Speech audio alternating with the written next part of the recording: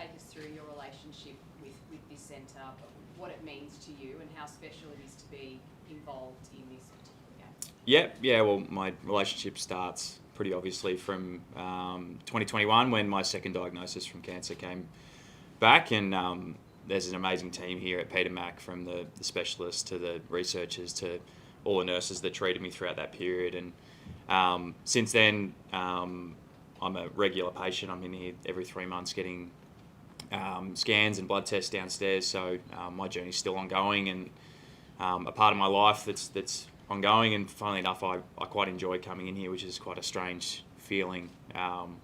Then on top of that, I've been able to take up a role this year as an observer to the board of the foundation, which is downstairs. So a fair bit of time spent in this place, and it's an amazing facility. It's got amazing people in here. When I was getting treated was in some of the COVID times, so no one was allowed in. So I only had the nurses, and I look back, and as bad as I was and as crook as I was, those nurses got me through, and I'm very thankful and very grateful for this place to be here, and the amount of research, and to hear the numbers that more people are surviving, more people are getting treated, and it's just amazing, and it's testament to the amount of amazing people, amazing work they do here. And in terms of the game that you've obviously fortuitously got this link with the game against Collingwood, which has a nice history. Yeah, it does. Obviously, 1993 was the first one. It's been a long-standing cup, and we're very lucky as two of the big football clubs in Melbourne to be able to come out and represent Peter Mac, but represent all the people that have cancer, being treated for cancer, or have been lost to cancer. It's a pretty significant thing to be able to go out and represent, and I feel very privileged to be able to do it as being part of the cohort being treated / hopefully on the other end of it. But yeah, it's a part of the year that I look forward to a lot now, because it's my personal touch to it. But to be able to go out there and represent everyone from that, as Karen said, the 1 in 2 people are going to get that news by the time they're 85. So to be able to go and represent that cohort's pretty special.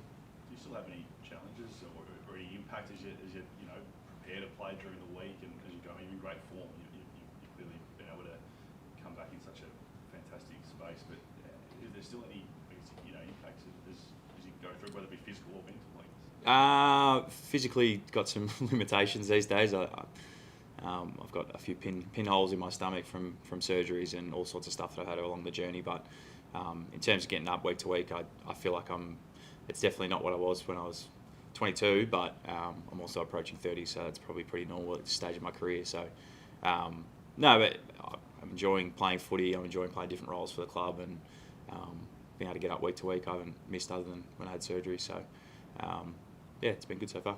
Just the game itself, I mean, special for this cause, but special for a whole lot of other reasons. Is it one of those ones that just gets really excited as you head into this week? Oh, I think both clubs look forward to playing each other. I know last year was a heartbreak, but the atmosphere at the game, in terms of the fans and the noise, and when we're both in good form, we bring big crowds, and it's an amazing atmosphere to be part of, and something that we're very lucky and privileged to be able to do. And as I said before, to be able to back it off the Peter Mac Cup as well, it's going to be pretty fun on Friday night. 2 teams in the top 9, as Karen said.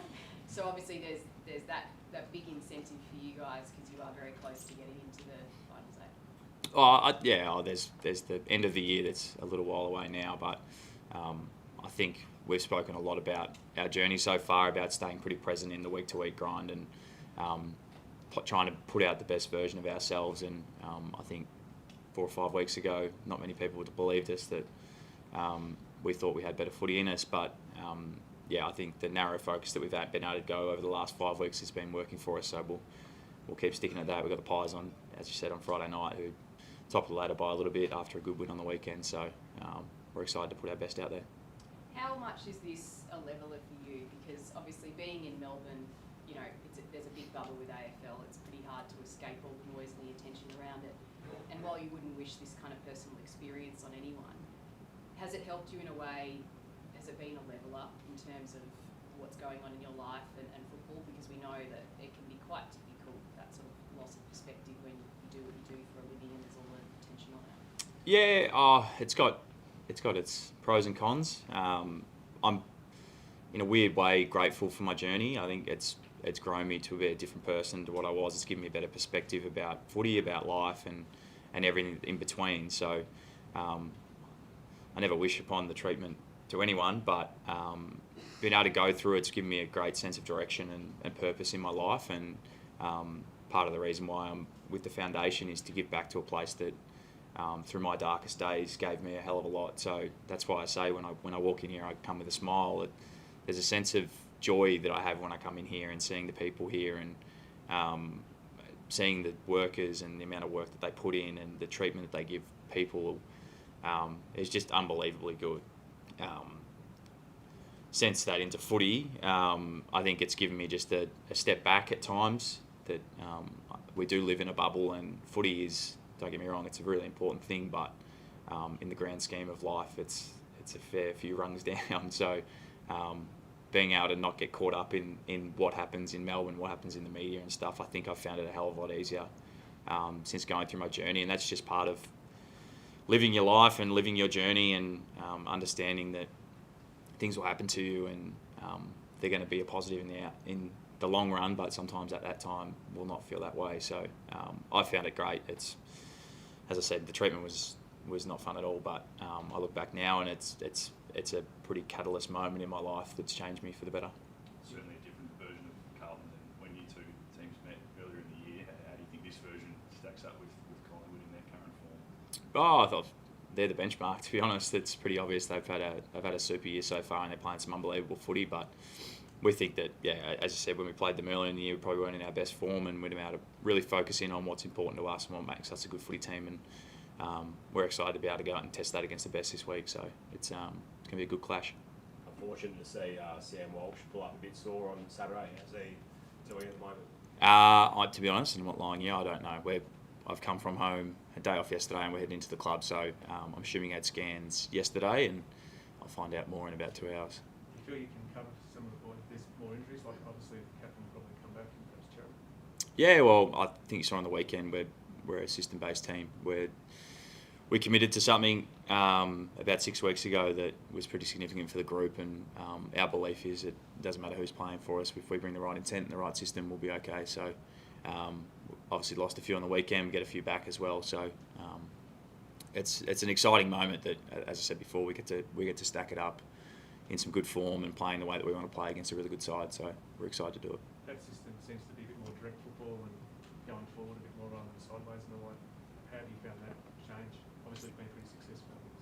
Yeah, well, we've probably said it a million times in the media. We're focused on our contest and our pressure, and everything else takes care of itself after that. There's probably byproducts of where we're winning the ball back and the looks we're getting inside 50 that probably looks a bit more direct, but it's definitely on a defensive end that we're chasing. So it's been a pleasing result over the last 6 weeks to get back to what we believe our identity is. So looking forward to it.